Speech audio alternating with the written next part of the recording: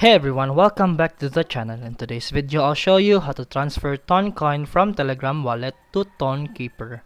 Let's get started. First, open the Tonkeeper app, then tap Receive, then tap to copy your Toncoin address.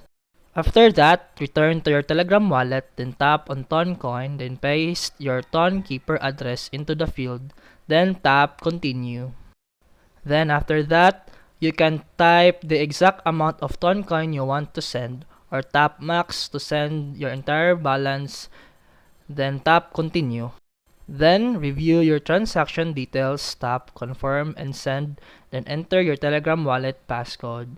Your Ton has been sent. Open the Tonkeeper again, then tap History to check your recent transactions.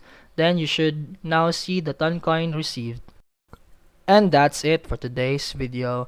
If you found this helpful, please like and subscribe for more videos. See you in the next one.